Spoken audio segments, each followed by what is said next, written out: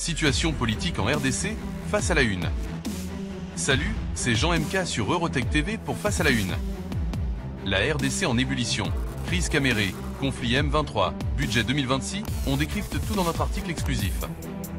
De la pétition de destitution à la visite du président Félix Tshisekedi en Afrique du Sud, en passant par les tensions à l'Est, ne manquez pas les faits clés et les enjeux. Abonnez-vous, aimez, activez la cloche de notification pour recevoir nos prochaines vidéos, et rejoignez TechVibe Academy pour analyser l'actu avec l'IA. Vibrez, connectez, rêvez. L'un des faits marquants est la pétition de destitution contre Vital Kamerhe, président de l'Assemblée nationale, déposée le 15 septembre 2025 avec plus de 130 signatures, potentiellement jusqu'à 250. Cette motion, jugée recevable le 17 septembre, cible Kamerhe et plusieurs membres du bureau pour une gestion opaque des fonds, des salaires impayés, la suppression des soins de santé et un manque de moyens pour les missions parlementaires. Une commission spéciale temporaire a été formée pour examiner la pétition dans un délai de 3 jours, avec un vote potentiel nécessitant 2 tiers des voix, 334 députés. Kamerhe, absent lors de la plénière, a dénoncé un complot politique, tandis que des observateurs soulignent des enjeux internes à l'Union sacrée, avec des accusations de signature monnayée jusqu'à 2000 $ américains. Cette rupture avec le président Félix Tshisekedi, son allié historique, découle, semble-t-il, d'un accord non respecté de 2018, cash, où Kamerhe devait devenir Premier ministre. Des députés de l'UDPS, parti de président Félix Tshisekedi, soutiennent la pétition, révélant des luttes de pouvoir et des ambitions pour 2028. Tensions sécuritaires à l'Est, conflits et milices. L'Est de la RDC reste un foyer de violence, avec le thème 23, soutenu par le Rwanda de Paul Kagame, contrôlant des territoires comme Masisi et Walikale.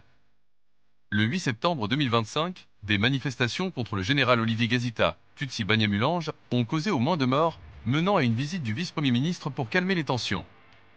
Des messages de haine circulent sur les réseaux sociaux, appelant à l'expulsion des Tutsis, dans un contexte historique de massacre. La Sanko, conférence épiscopale, appelle à la paix, tandis que le président de la République Félix Tshisekedi accuse le Rwanda de génocide à l'ONU. Ces conflits déplacent plus de 7 millions de personnes et minent la stabilité nationale. Contexte diplomatique et économique. Le président Tshisekedi a visité l'Afrique du Sud le 18 septembre 2025 pour un tête-à-tête avec Cyril Ramaphosa, dans un contexte de boycott récent d'une conférence à Johannesburg impliquant le M23 et l'opposition congolaise. Cette visite vise à renforcer les alliances régionales face aux tensions avec le Rwanda. Sur le plan économique, le gouvernement a adopté un projet de budget 2026 de 20,3 milliards de dollars américains, hausse de 16,4%, priorisant l'emploi des jeunes et la sécurité, mais critiqué pour son manque de réalisme dans un contexte de conflit. La session parlementaire, ouverte le 15 septembre, se concentre sur ce budget, mais les pétitions internes risquent de la perturber. Réforme judiciaire et sociale. Le gouvernement s'engage à améliorer les conditions carcérales avec un plan d'urgence annoncé par le ministre de la Justice, Guillaume, le 17 septembre 2025.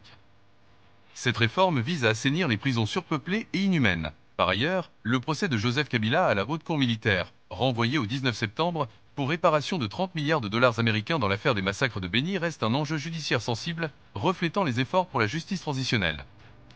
La RDC en septembre 2025 est confrontée à une instabilité politique interne, crise parlementaire et externe, conflit à l'Est, avec des répercussions sur la coalition au pouvoir et la diplomatie régionale. Des réformes judiciaires offrent un espoir, mais la priorité reste la paix et le développement économique. Suivez les évolutions, car cette session budgétaire pourrait redéfinir les priorités nationales. Abonnez-vous, aimez, activez la cloche pour ne manquer aucune de nos prochaines vidéos, et rejoignez TechVibe Academy pour analyser l'actu avec l'IA. Vibrez, connectez, rêvez.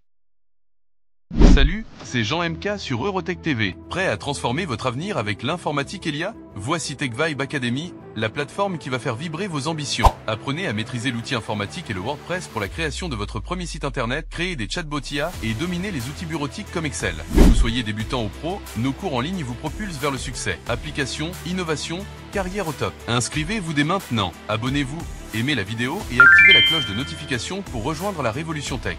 Vibrez, connectez, rêvez.